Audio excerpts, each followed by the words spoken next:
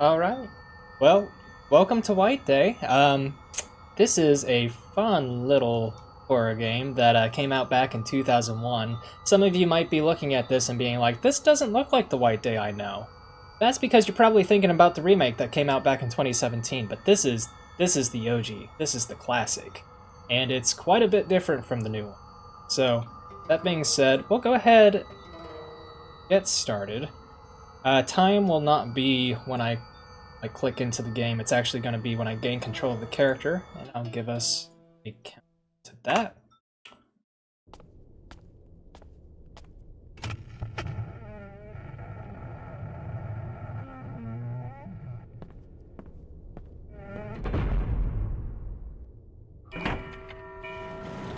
Three, two, one, go.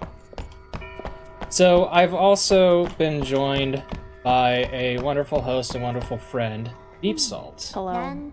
Still here from 2 minutes ago.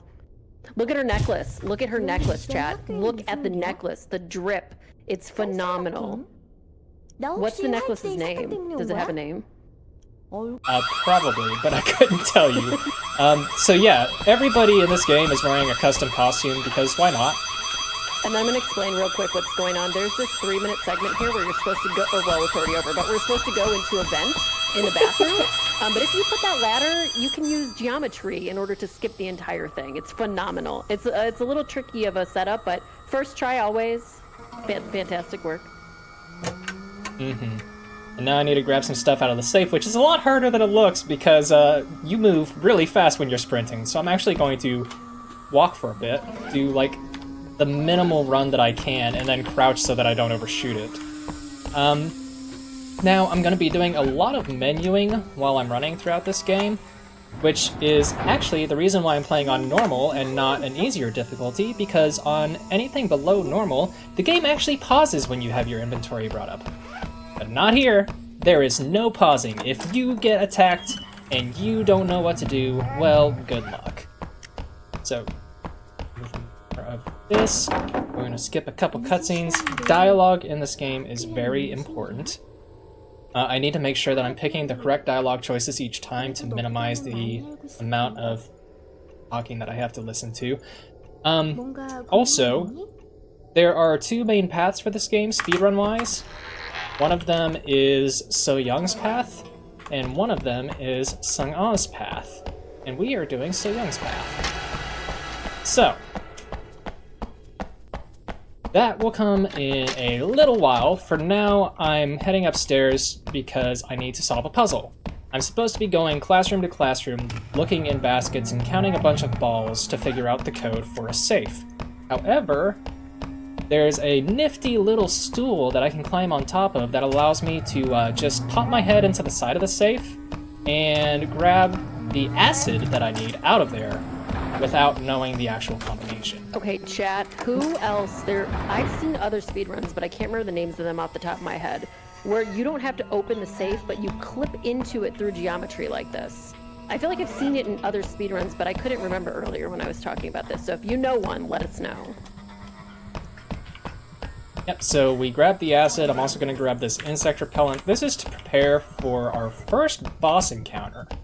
And while I'm running to So-Yeong over here, I'm going to go ahead and apply the insect repellent to prevent myself from dying immediately upon entering the boss arena, equip the key, and set the inventory to the page with the acid so that I can quickly equip that when I need to. So, So-Yeong has been abducted by a tree monster, and we need to save her now. So I'm going to throw myself into the tree's room and just throw a bunch of acid everywhere. Because that's what you do when you're stuck in a haunted school, apparently. Cell is right. It is Hello Neighbor 2. That was the run I was thinking of. Thank you for knowing that. That's a phenomenal speedrun, by the way. And it is, I guess that's a horror game. Okay. Where'd you go?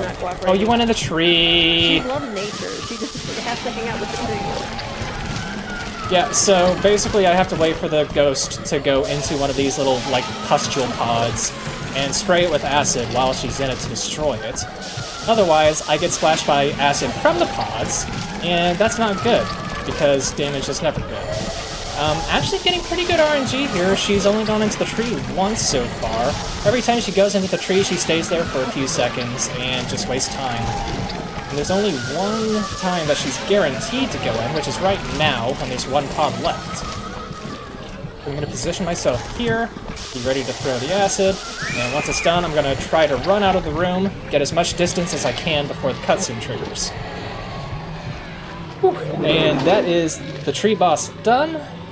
Now we need to go check on our hopeful future girlfriend. And yeah, so that's kind of the whole point of this game. White Day, for those who are unfamiliar, is a holiday where guys give chocolates to their crushes to show how they feel about them. Basically, the sister holiday to Valentine's Day. I meant to... yeah, good.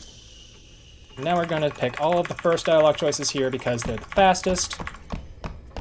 And then we're going to hear some crying. We're given the choice to check on the crying or to chase after So-Yeong who ran away. We want to check on the crying because that is what triggers So-Yeong's path. And congratulations, we are now on the correct path. Because we learned earlier, if you don't select something, it picks something for you. Yeah, and it's not the one that we want. So we're done with the first building, on to the second.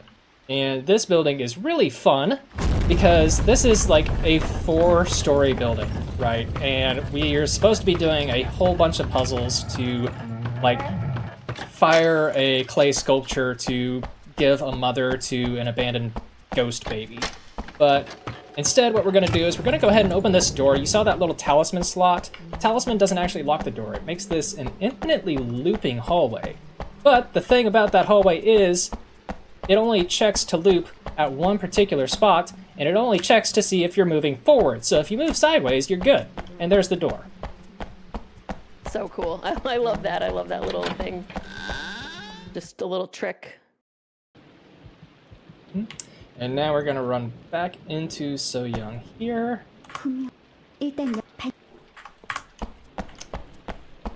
Get out of my way, please. Going to console her. You're given the choice to go find her some coffee here, but we're not going to, because that would be slow. And now we need to head downstairs. This is another part where we're supposed to be going through a whole bunch of stuff to collect a key to unlock the rooftop. Oop, let's go in there. And then collect some dowsing rods to navigate a maze on top of said rooftop. But what we're going to do instead is we're actually not ever going to get the key. We're going to have our good friend, the janitor, open the rooftop for us. In the meantime, though, we have to wait for So-Yeong to make it all the way back upstairs to trigger another cutscene, so we're going to take advantage of this time that we have to go collect some money and some soy milk. Because soy milk is how you heal in this game. I feel like soy milk doesn't heal me, but that's fine. I did not grab the health kit earlier, did I? That's fine. I'll just go ahead and grab this coin real quick. We'll get an extra soy milk. It's healthy time. So, yeah, on the So-Yeong, or what the leaderboard calls the Wee Min path, you actually don't really need health items. But in this, you do. Okay, she's going upstairs. Oh my god, good. that was so nice of her. She just went up the stairs. I know. She didn't come down to check on you and see if you were okay. So now we're going to shove all of our money in here.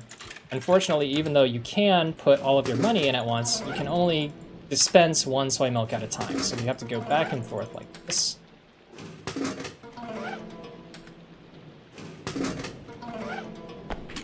And now, by the time we get back upstairs, she should be pretty much all the way down the hallway. The cutscene doesn't trigger until both of you are at the end. So I stopped to make sure that she actually went up the stairs like she was supposed to, because she loves to just get turned around sometimes. So here we are. She shows us the key that we're supposed to get for the rooftop. And we're just gonna go back the way we came.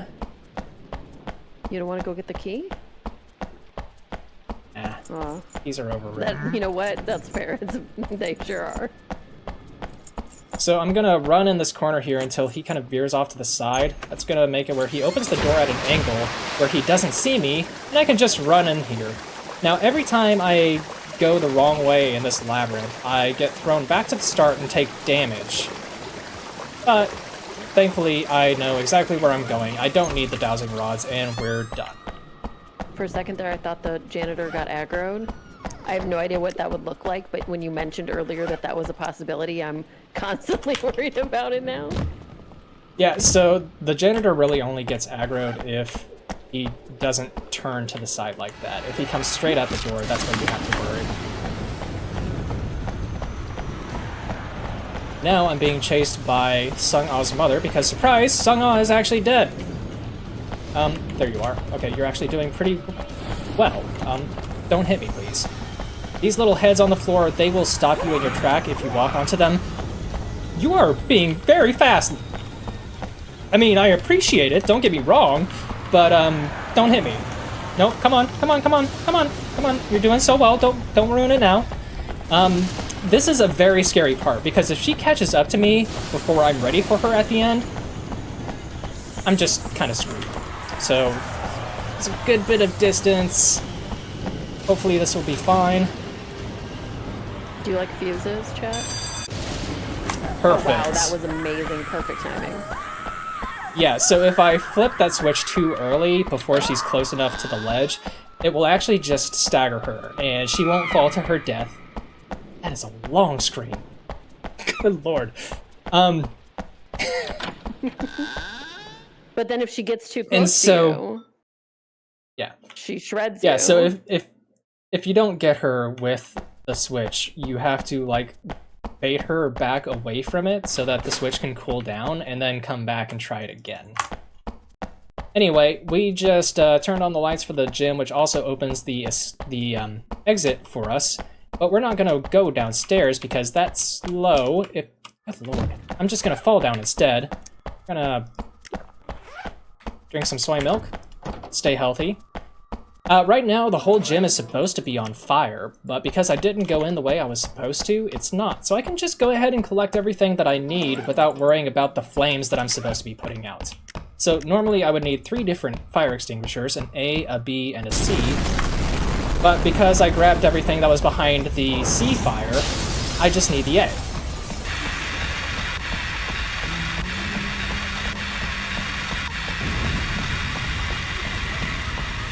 And that's the only fire I need to put out.